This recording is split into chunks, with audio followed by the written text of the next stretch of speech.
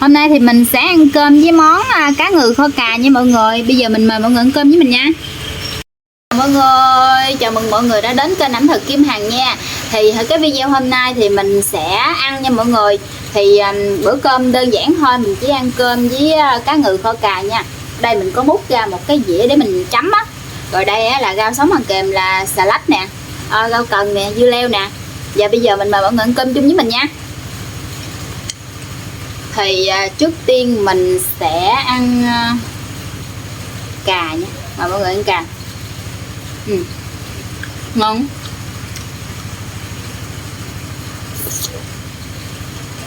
Đây, hứa cá ngừ.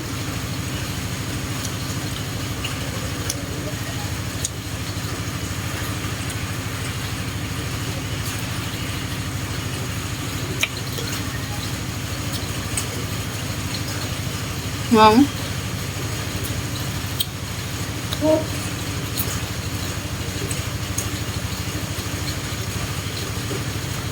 Ở trên đây á, ủa trên mấy hứa cá mình có trang trí hành tím nè mọi người, nhìn cho nó đẹp.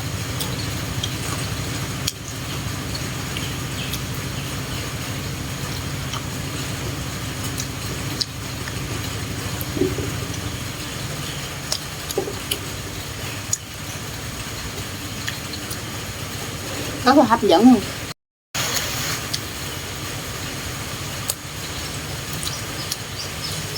Cá mình chiên xong á, cái mình làm cái sốt cà chua với hành tím.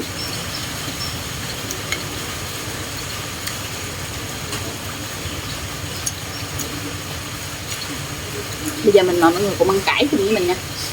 Đây là cải xà lách nè. Cái bẹ nào bẹ nấy to chà bá luôn.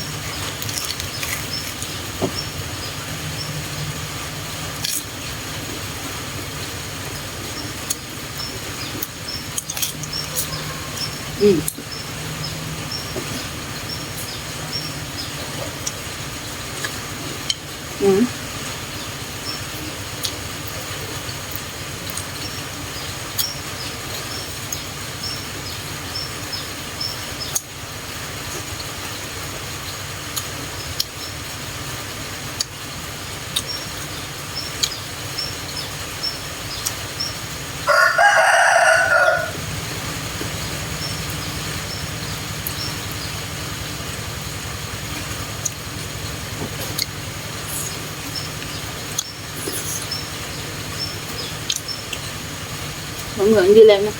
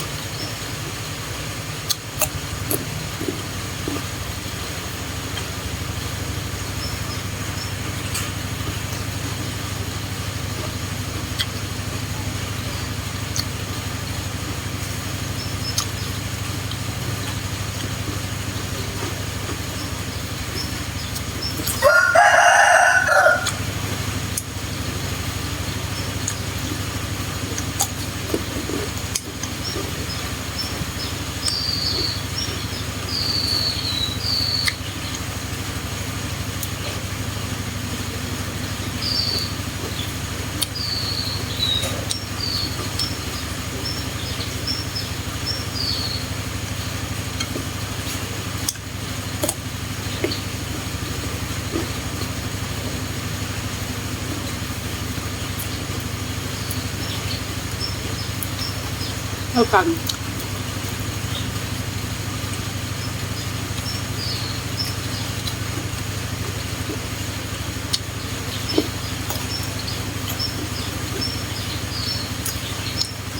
Thì chị con người cần một ít thơm.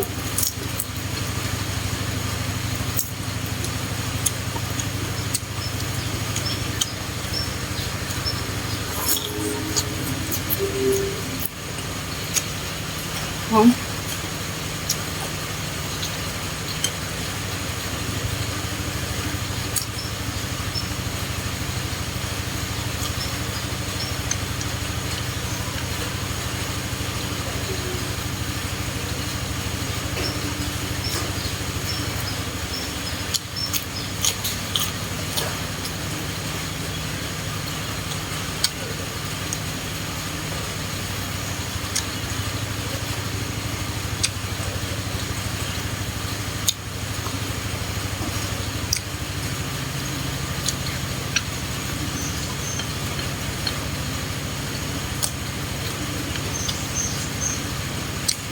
Ngon.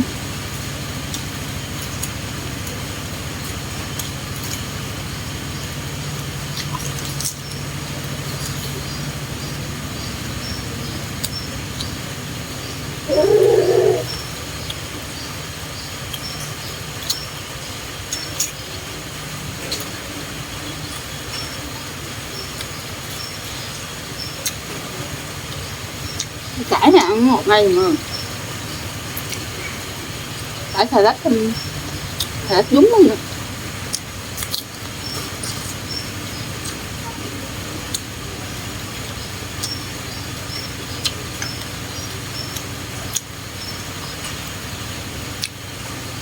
Cọng cải nó ngọt.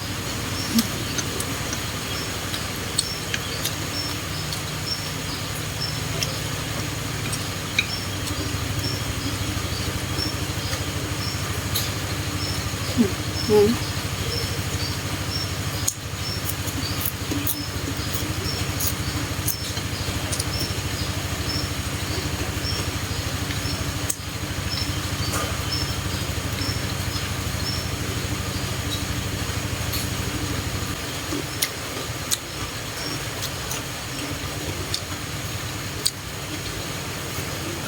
Ừ.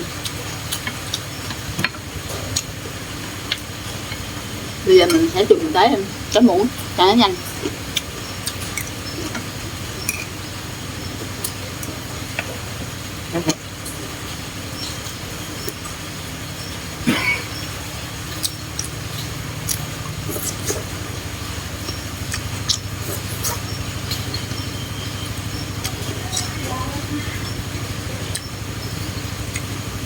Cái nước sốt này vừa ăn.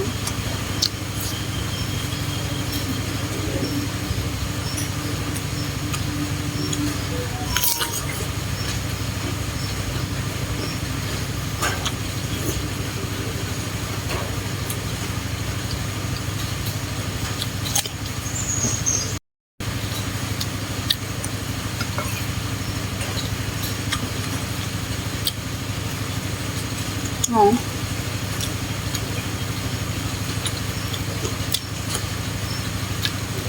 Có người thịt nó dẻ ghê luôn. Ừ.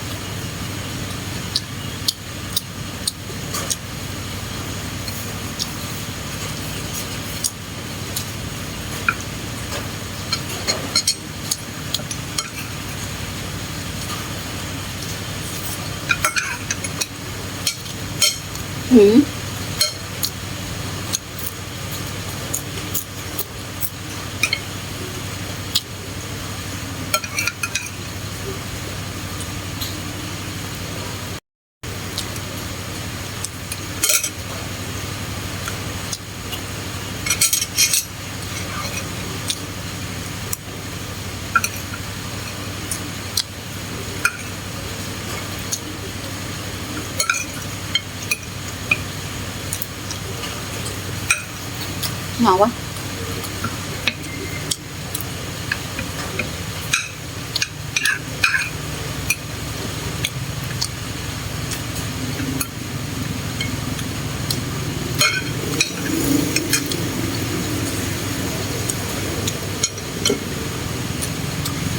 Bây giờ mình cũng kết thúc video nha mọi người, bye bye.